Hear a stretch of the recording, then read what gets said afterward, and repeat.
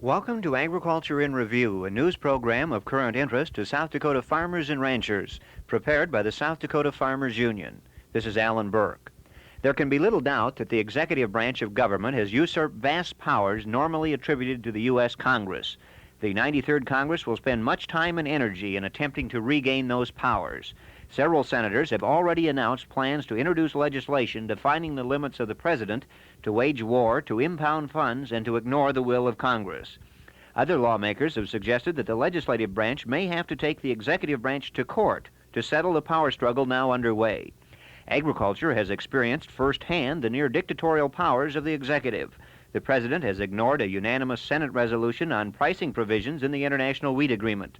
He has impounded funds and cut farm programs at will. Although he has taken a solemn oath to uphold the Constitution, which directs him to take care that the laws be faithfully executed, he has, in effect, killed laws by refusing to carry them out. While Congress refused to give him unlimited powers to cut spending wherever he pleased, he is doing just that.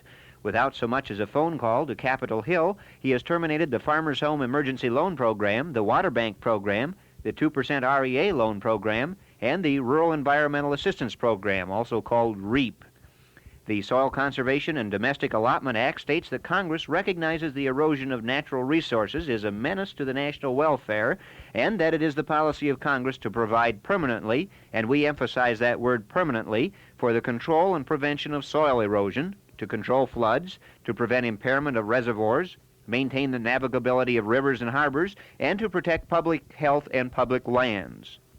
Even while announcing the impoundment of $85 million in REAP funds last September, the USDA seemed to recognize the necessity for conservation programs. It said that the 1973 program would strengthen conservation and diminish air and water pollution. It reiterated its policy that the program would emphasize practices which help to provide long-range preservation of the environment and return great benefits to the public.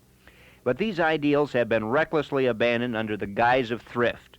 The USDA says that since farm income is up, and let's remind ourselves that it's still only 78% of parity, there is no need for conservation programs. Suddenly, REAP cost-sharing funds to preserve the environment for all the people are termed income supplements to the farmer.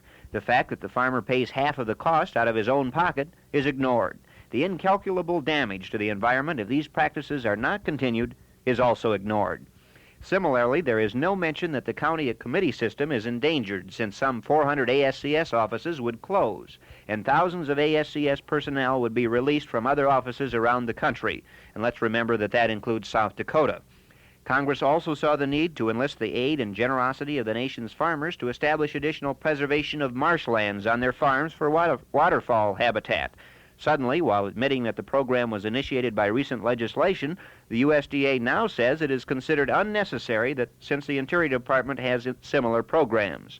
The 92nd Congress saw fit to strengthen the Farmers Home Administration in the Rural Development Act, but the executive branch suddenly decided that it is unnecessary to provide low-interest Farmers Home Administration loans to farmers in disaster areas. The budget ceiling excuse is serving at least three basic goals of the administration. First, by weakening the USDA, the president strengthens his arguments for government reorganization and the total abolishment of the Department of Agriculture. Second, by reducing and terminating farm programs, the administration takes a giant step in its stated goal to get the government out of agriculture. A third inherent goal is realized by grabbing more power away from the legislative branch. For self-preservation, among other reasons, Congress should demand, either through new legislation or through the courts, that all farm programs be reinstated and fully funded. Anything less would be a victory for executive domination and a defeat for the Congress and the American people. With that, we'll close another edition of Agriculture in Review. This